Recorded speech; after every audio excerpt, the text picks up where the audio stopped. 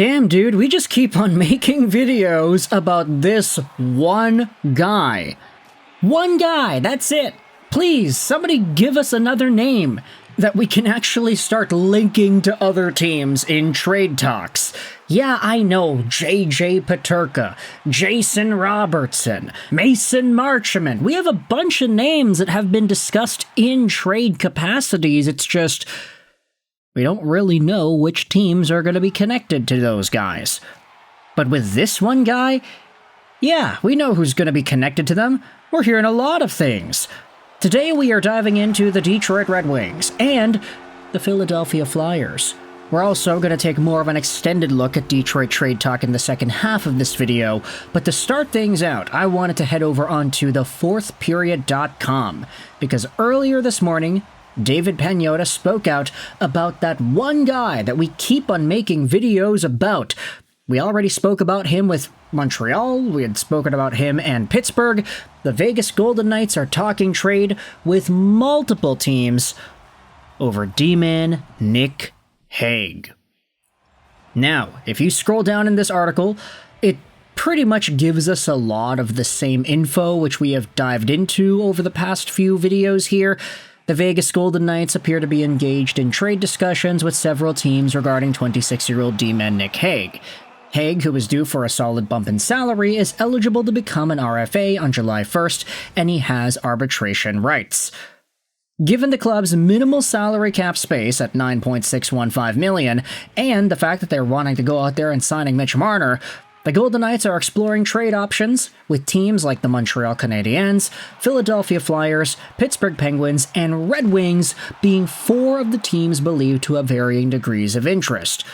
According to separate sources, Hague's camp was made aware a move is possible, though not a guarantee. So there you go. It's not just Montreal and Pittsburgh, it is Philly and Detroit.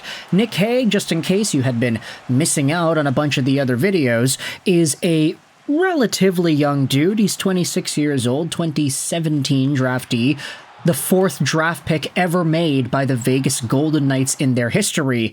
Hague is 6'6", 240, a left-handed guy who has been a very good defensively capable shutdown machine. He also produces a decent amount of points. He had 12 points in 68 games played this most recent season, and of course a Stanley Cup championship to his name. His best point per game year came in 2020-2021, where he had 17 points in only 52 games played.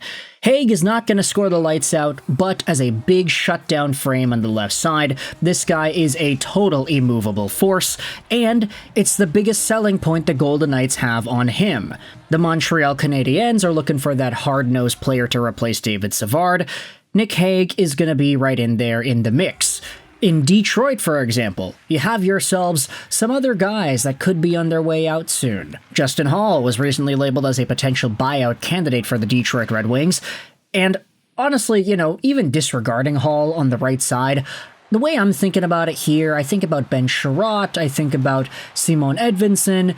Honestly, if you just limit the minutes on a Ben Sherratt, and you have Nic Hague splitting the load with him defensively there, I honestly think there's a lot of good quality you can get out of that sort of a D system. Edvinsson on the top, maybe Gustafsson is playing on his off wing because, of course, he's a lot more of an offensively capable guy. Sherratt is there, you don't have to rely on William Lagesson because, of course, we all recognize he's an amazing defenseman. But with the Wings trying to bolster up their team with more of that hard-to-play-against quality, obviously Moritz Seider embodies that very well. Simon Edvinsson, you can say, also displays those qualities. Nic Hague, while he won't have the same offensive touch like a Seider or an Edvinsson, will still be a very good player if you just task him with shutting down the opposition, being that brick wall, and being physical.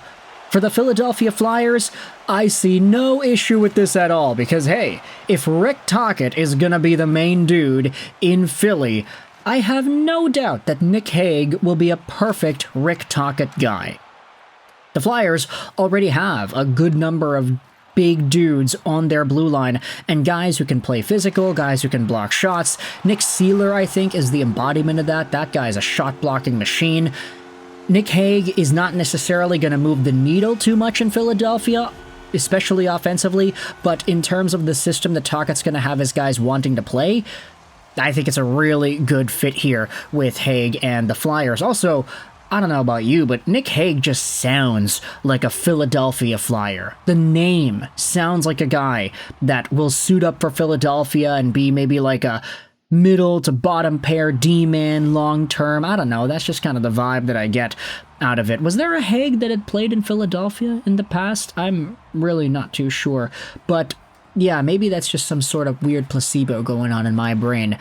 Anyways, the Red Wings and the Flyers are now involved in Hague trade discussions alongside of Pittsburgh and Montreal. And if you're a fan of any of these four teams, I want you to let me know your thoughts in the comment section below. Where do you think Nic Hague is going to go? A Pennsylvania team? The Red Wings? Montreal? If you had to choose out of these four organizations who is more likely to grab onto Hague, I know the David Pagnotta article said that it's not guaranteed that Hague even gets traded, but come on. Look at the tea leaves here, folks. Everybody's talking about this guy. Everybody wants this guy. He's going to get traded. The Golden Knights are going to free up money. They're going to try to sign Mitch Marner. Maybe they do. Maybe they don't. Maybe Marner goes to Florida. Who really knows? But with Hague, this will certainly be a loss of some pretty good defensive depth on that blue line. It's just a matter of which team is going to end up getting it. Now, let's stick around with the Detroit Red Wings and talk about a different flavor of a trade update with this squad, because I wanted to turn your attention to Daily Faceoff's latest trade board. Frank Seravalli went out there and posted this earlier this morning, how Jason Robertson and Marty Necas have joined the trade board market as things heat up. Let's scroll down in this trade article to the 12th overall name, because Seravalli gives a little bit of an update on Vladimir Tarasenko. 33 years old, 80 games played, 33 points, 1 year left at 4.75 mil. The scoop is here that Tarasenko, there's word that he wasn't too thrilled with his arrangement in Detroit, leaving open the possibility that he's on the move this summer for a better fit. His production dropped to a career-low 11 goals.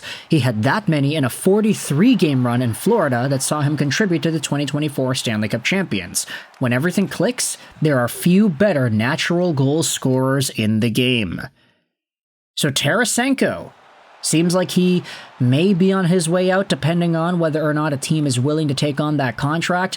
And I say, quote-unquote, willing to take on that contract, as if Tarasenko wasn't a very productive NHL player pretty much every season he has been in the National Hockey League.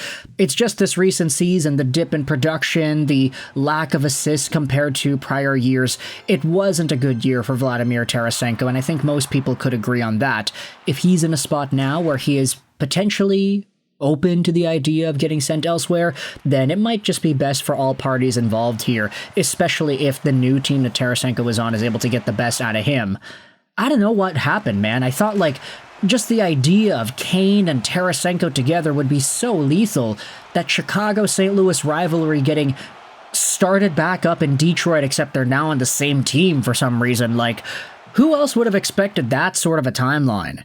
It was crazy when it happened, but it was kind of underwhelming. So now, for Vladimir Tarasenko, of course, I mean, if he sticks around in Detroit and he bounces back with a 20-goal year and 50 points, then I don't think anybody's going to complain about that at all. It's just if Tarasenko himself is interested in potentially going to a change of scenery because he's 33 years old and he might not be wanting to stick around with a middle-of-the-pack Red Wings team that can't seem to get over the hump, all we got to do is wait and see if there is a move to happen here. He is included on Seravalli's trade board for a reason. Let me know your thoughts in the comment section below about these Detroit Red Wings trade updates from Nic Hague, now being of interest to CVY and the Philadelphia Flyers, as well as Vladimir Tarasenko. What are your thoughts about these trade developments? Let me know in the comment section below. I hope you enjoyed this video. Rolls 99, and bye.